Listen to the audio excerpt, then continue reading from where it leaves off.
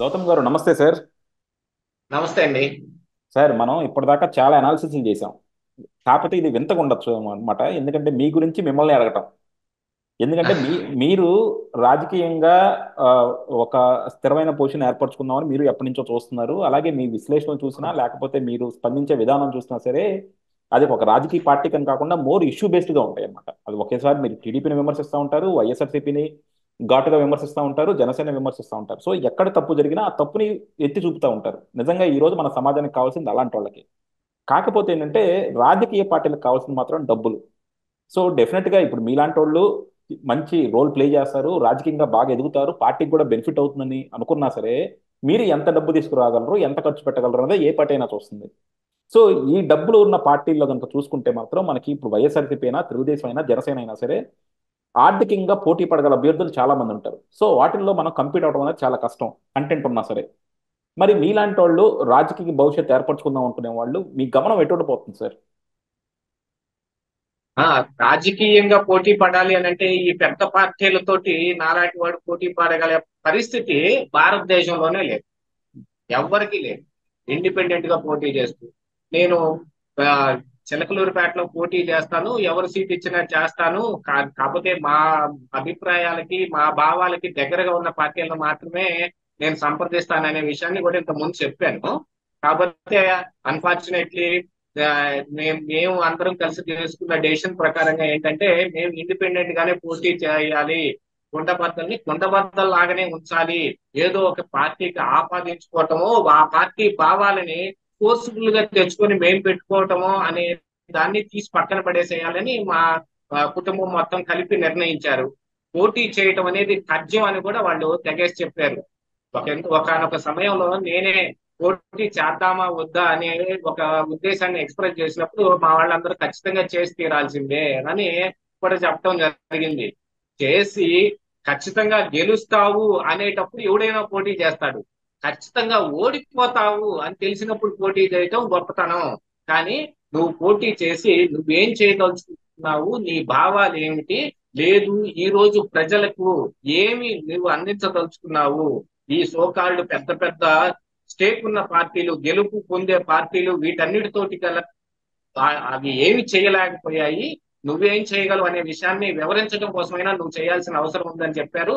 Already మేము నిర్ణయం చేసుకున్నాము.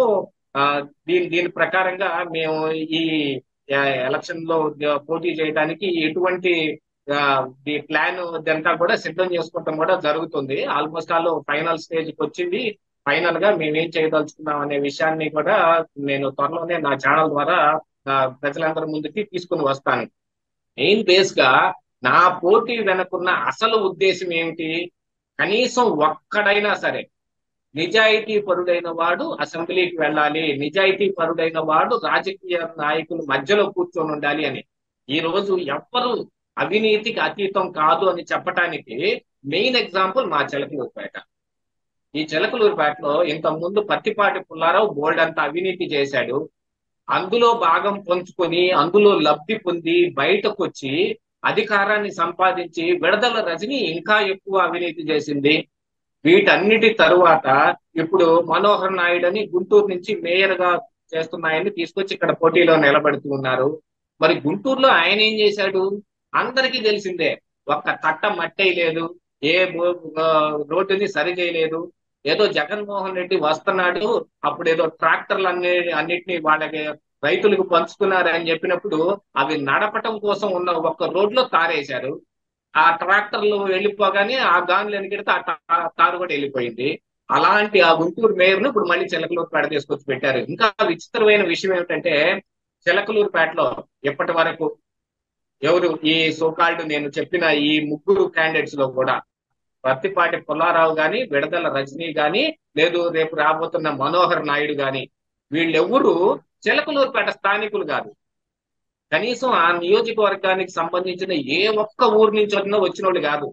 ఇక ఈ వాళ్ళ లాంటి వాళ్ళకి ఈ నియోజకవర్గం మీద ప్రేమ ఎందుకు ఉంటుంది? 100 కోట్లు ఖర్చు పెడతాం, 1000 కోట్లు దొబ్బుకుంటాం. ఇదే కదా వాళ్ళకు ఉండేది. ఈవెన్ పత్తిపాటి పుల్లారావు కూడా చానాళ్లు బట్టి చిలకలూరిపేటలో ఉంటున్నాడని పేరుకే గాని ఆయన పక్కనున్న ప్రకాశం జిల్లా నుంచి వచ్చిన ఆయన. ఆయన్ని బొబ్బేపల్లి మార్టూరు దాటి ఆ పైకి ముందుకెళ్ళిన తర్వాత ఒక చోట వస్తుంది, అది ప్రకాశం డిస్ట్రిక్ట్ నుంచి వచ్చిన ఆయన.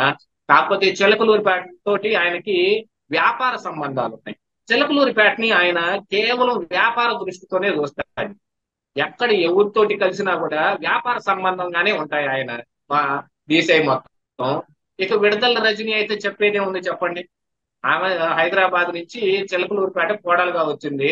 ఆ వచ్చిన ఆవిడ అక్కడ ఉందా అనంటే నేను ఐటీ మొక్కని, అది ఇది అని చెప్పి అమెరికాలో బోల్డ్ అని సంపాదించాం, మొత్తం ఇక్కడే పెడతామని తీసుకొని వస్తే చివరాఖరికి తేలింది ఏమిటి?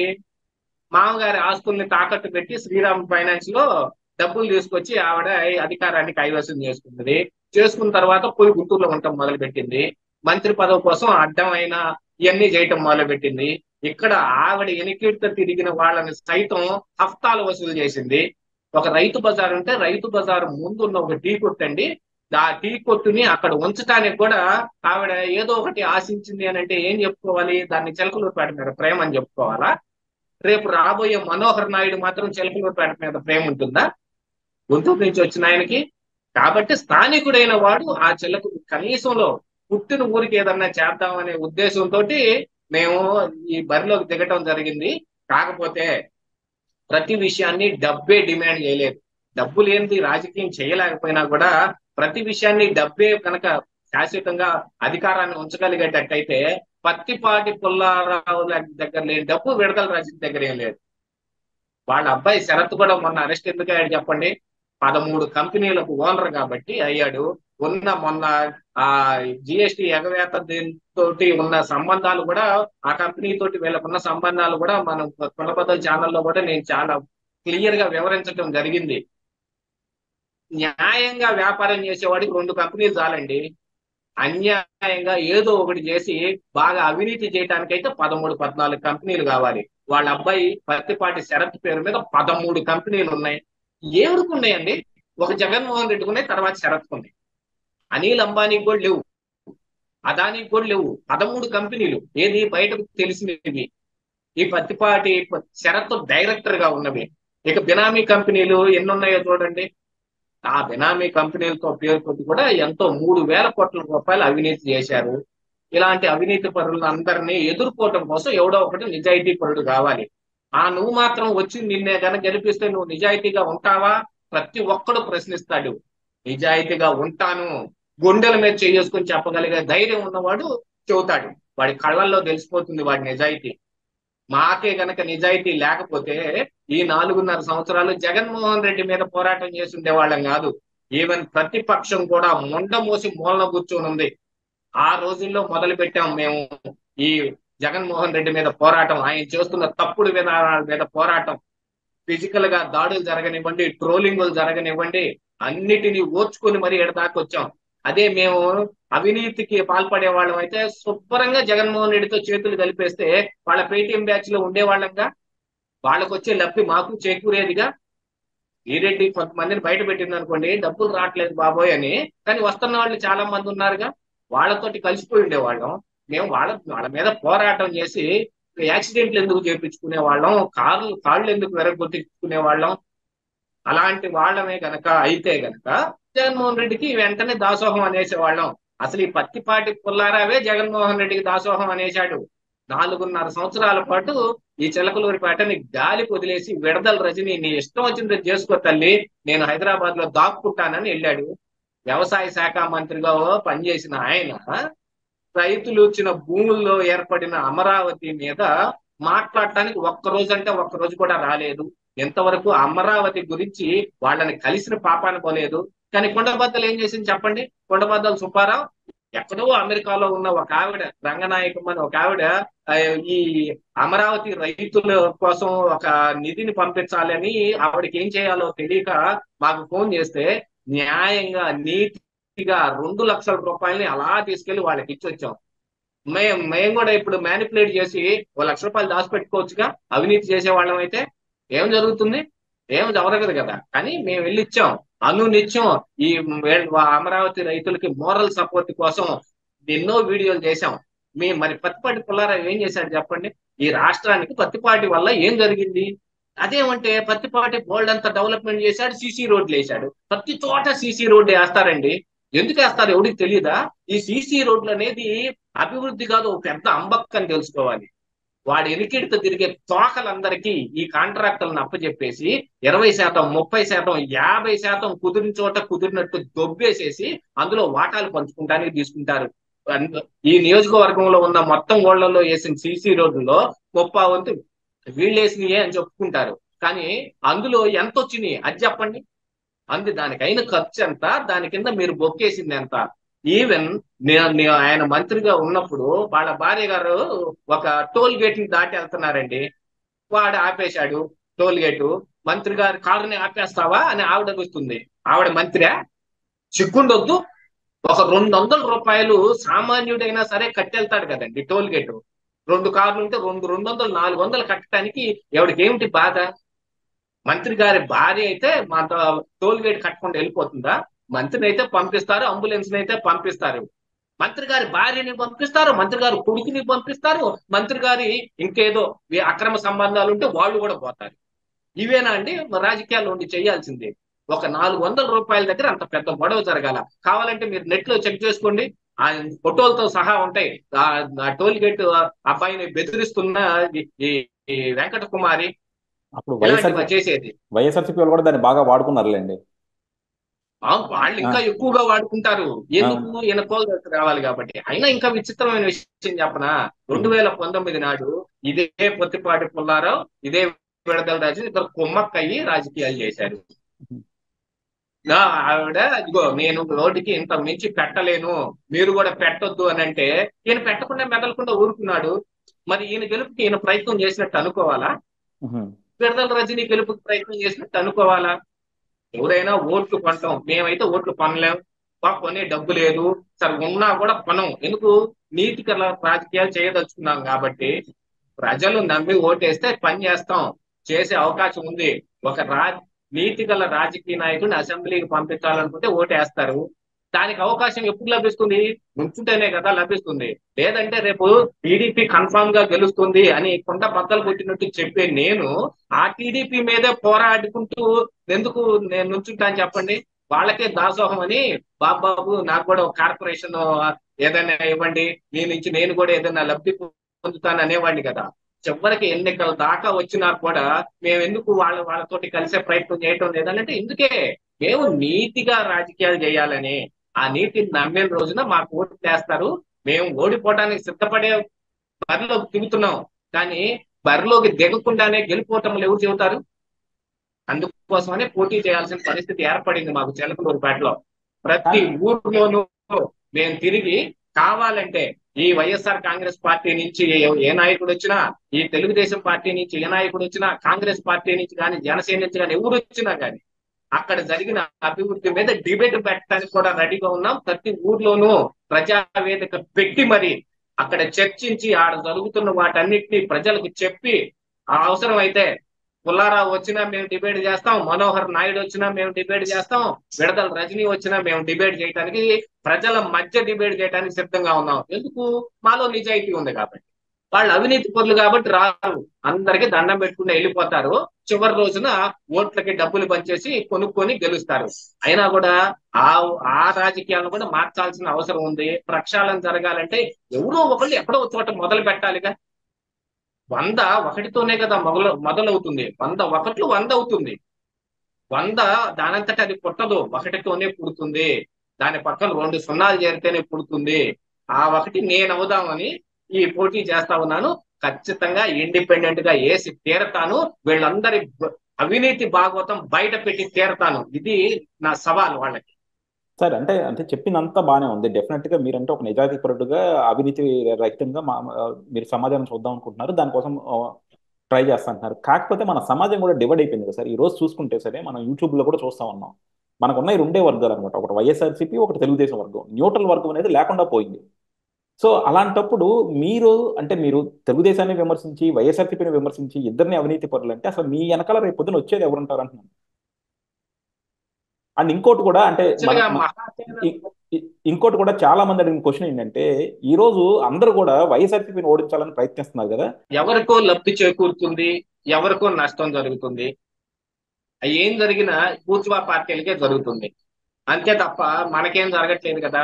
ఇప్పుడు అలాగని చెప్పి ఇప్పుడు పత్తిపాటి పుల్లారావు పునీతుడా, రాసి ఇవ్వగలుగుతారా? నేను కేవలం పత్తిపాటి పుల్లారావు ఓట్లే చీలుస్తానని ఎవరైనా రాసి ఇవ్వగలుగుతారా? నీతి నిజాయితీని నమ్మే ప్రజలు ఎవరైనా సరే, అది వైఎస్ఆర్ కాంగ్రెస్ పార్టీకి సింపథైజర్స్ గా ఉన్నోళ్ళు కావచ్చు, టీడీపీ పార్టీకి సింపథైజర్స్ గా ఉన్నోళ్ళు కావచ్చు, లబ్ధి ఎవరికి చేకూరుతుంది అని అంటే, ఇప్పుడు అటు 1000 కోట్లు దొబ్బేసిన దొంగే ఉన్నాడు, ఇటు 1000 కోట్లు దొబ్బేసిన దొంగే ఉన్నాడండి. ఏ 1000 కోట్ల దొంగని నేను ఎన్నుకోవాలి? ఎవరికి లబ్ధి చేకూరే విధంగా చెయ్యాలి అని ఎందుకు అనుకుంటారు? నేను నోట్లు చీల్చాను అని అంటే అది కేవలం పత్తిపాటివే చీలుస్తాను అనే ఉద్దేశం ఏమి ఉండదు. అసలు మాకు వచ్చే ఓట్లు ఎన్ని అనే దాని దగ్గర కూడా సంశయం ఉంటుంది. ఈడికి ఓటేసేది ఎవడురా అని కూడా అనుకునే వాళ్ళు చాలా మంది ఉన్నారు. కాకపోతే ఎక్కడో ఒక చోట మొదలు పెట్టాలిగా. ఇప్పుడు వైఎస్ఆర్ కాంగ్రెస్ పార్టీని ఎందుకు విభేదిస్తున్నాం మనం చెప్పండి? అవినీతి చేస్తున్నారని విభేదిస్తున్నాం, ఎక్కడికక్కడ డబ్బులు దొబ్బేస్తున్నారని విభేదిస్తున్నాం, గనులు భూములు మొత్తం వాళ్లే కొట్టేస్తున్నారని విభేదిస్తున్నాం. మరి పత్తిపాటి పుల్లారావు టీడీపీలో ఉన్నా కూడా ఏమంత న్యాయంగా వ్యవహరించాడు చెప్పండి?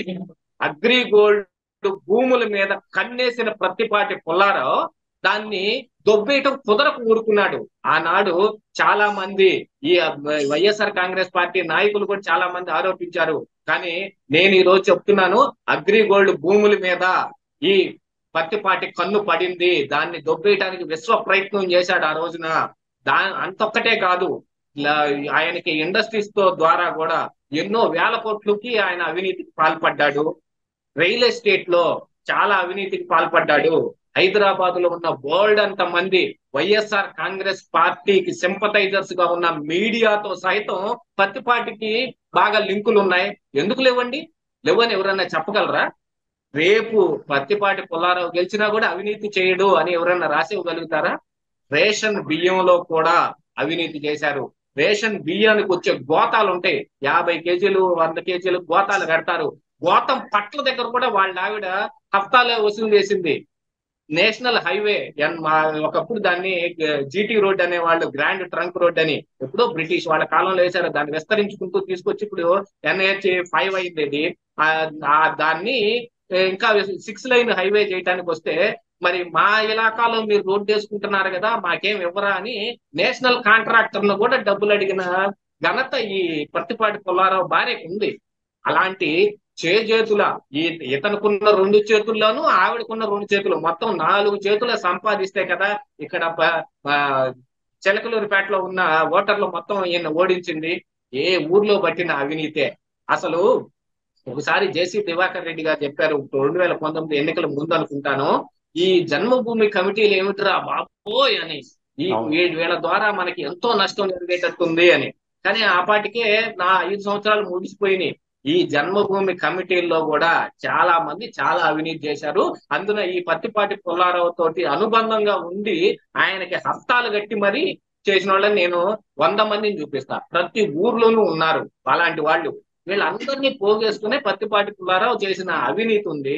మరి ఇప్పుడు పత్తిపాటిని గెలిపించాలా? నేను చెప్పండి, మీరు చెప్పండి, పత్తిపాటిని గెలిపించాలా? ఆయన తిరిగి గెలిస్తే మళ్ళీ అవినీతి చేయడని ఏమన్నా మీరు 100 రూపాయల బాండ్ పేపర్ మీద రాసిస్తారా? నేను గెలిస్తే అవినీతి చెయ్యను, నేను రాసిస్తాను. కాకపోతే నేను చీల్చే ఓట్ల వల్ల వైఎస్ఆర్ కాంగ్రెస్ పార్టీకి లబ్ధి చేకూరుతుంది అని ఎవడైనా అనుకుంటే మరి వాళ్ళైనా చెప్పండి. పత్తిపాటి నిజంగా నీతిగా న్యాయంగా పనిచేస్తాడు, అంతకు మించి ఏమీ లేదు. పత్తిపాటి శుద్ధ పూస, రాసివ్వండి చూద్దాం. ఆ బుద్ధి ఎవడికి లేదు కదా. ఒక్క పత్తిపాటి ఓడిపోతేనే చంద్రబాబు నాయుడు ఏం ఓడిపోడు, ఆ విషయం అయితే కన్ఫాము. కనీసం ప్రక్షాళన నా నియోజకవర్గంలో జరగాలని నేను అనుకుంటే తప్పే ఉంది. ఒక్క సీటు ఓడిపోయినంత మాత్రాన టీడీపీ ఓడిపోతుందని మనం అనుకుంటామా? ఆల్మోస్ట్ ఆల్ టీడీపీకి 130 నుంచి 140 సీట్లు వచ్చే అవకాశం ఉంది అనేది ఈ రోజు సర్వేలు చెబుతూ ఉన్నాయి. దాంట్లో కనీసం 120, 110 అయినా వచ్చి వాళ్ళు గెలుపుని సంతరించుకుంటారేమో. మరి అలాంటిది ఒక్క పత్తిపాటి లేకపోతేనో, ఒక చిలకలూరుపేట నియోజకవర్గం ఓడిపోతేనో చంద్రబాబు సీఎం కాకుండా పోతాడా? ప్రతి పార్టీ ఎందుకు గెలవాలి? ఒకసారి ఆలోచించుకోండి మీరు కూడా. నేను ఎందుకు గెలవకూడదు? నేను మేము కుండబద్దల తరపున మేము చేసిన పోరాటం అంతా ఉత్తినే పోయిందా? అధికారం తీసుకెళ్లి ఈ అవినీతి పరుల చేతుల్లో పెట్టేస్తేనే సరిపోతుందా? దాన్ని ప్రక్షాళన చేయటం కోసం కుండబద్దలు ప్రత్యక్ష రాజకీయాల్లోకి రావాలని కోరుకున్న మాట మాత్రం వాస్తవం. నీతిగా నిజాయితీగా ఉంటాం అని మేము 100% ఎక్కడ ప్రమాణం చేయమన్నా చేస్తాం. ఎంత ఏ బాండ్ పేపర్ మీద రాసిమన్నా రాసిస్తాం. ఎందుకంటే మాకు నిజాయితీ ఉంది కాబట్టి. మరి ప్రత్తిపాటి పుల్లారావు రాసిస్తాడా? పోని ఆయన తరపున ఎవడైనా మాట్లాడుతున్న వీడు వైఎస్ఆర్ కాంగ్రెస్ పార్టీకి లబ్ధి చేకూరుతుంది అనేవాడు ఎవడైనా సరే వాడు రాసిస్తాడా? చెప్పమనండి. ఎవడు ముందుకు రాలేడు. 4.5 సంవత్సరాల పాటు ఈ నియోజకవర్గానికి గాలికి వదిలేసి పోయిన ఒక మనిషి గురించి ఎన్ని మాటలు మాట్లాడే వాళ్ళు 4.5 సంవత్సరాలు ఆడిపోయారో చెప్పాలి. మేము మా ఊర్లోనే ఉన్నాం, మేము పోరాటం చేశాం, జగన్మోహన్ రెడ్డి గురించి మాట్లాడాం, విడదల రజనీ గురించి మాట్లాడాం. ఈ రోజు వచ్చి అందరు శుద్ధ పూసలు అయిపోయారు. ఆ రోజు ఆడిపోయారా మీరు? ఆడిపోయారు. కుండబద్దలకి ఎంత పేరు వచ్చింది ఎందుకు చెప్పండి? అధికారంలో ఉన్న జగన్మోహన్ రెడ్డి సైతం విభేదించి మాట్లాడామని. అందుకు ఈ కుండబద్దలు ఇక్కడ ఈ రోజు ప్రజల మధ్య నిలబడి ఉంది. అలాంటి కుండబద్దలు ఈ రోజు ప్రత్యక్ష రాజకీయాల్లోకి వస్తుంది అని అంటే వచ్చి తీరుతుంది. వీళ్ళందరి పీచం అణుస్తుంది. వీళ్ళ అవినీతి భాగవతాలు మొత్తం బయట పెడుతుంది. ఇందులో ఏమాత్రం 1% కూడా అబద్ధం లేదు. Yeah, thank you sir. డెఫినెట్గా ఏంటంటే మీకు మాకు ఎలా అయితే మీరు కంటిన్యూస్గా సపోర్ట్ చేస్తూ ఉన్నారో, కుండబద్దలు కనుక ఇండిపెండెంట్గా పోటీ చేస్తే మా సపోర్ట్ ఎప్పుడు మీకుంటుంది. అలాగే ప్రజలు కూడా ఎవరైతే అవినీతి రహిత నాయకులుగా ఎదగాలనుకుంటున్నారో, అవినీతి రహిత నాయకులను కోరుకుంటున్నారో వాళ్ళందరి సపోర్ట్ కూడా మీకు ఉండాలని మేము కోరుకుంటున్నాం సార్. డెఫినెట్గా మా తరపు నుంచి మీకు ఆల్ ద బెస్ట్ చెప్తాం. అలాగే మీరు పోటీ చేస్తున్నప్పుడు మేము అన్ని విధాల సపోర్ట్ కూడా ఐకాన్ పాలిటిక్స్ ఉంటుందని తెలియజేసుకుంటున్నాం సార్. థ్యాంక్ యూ అండి. Thank you very much.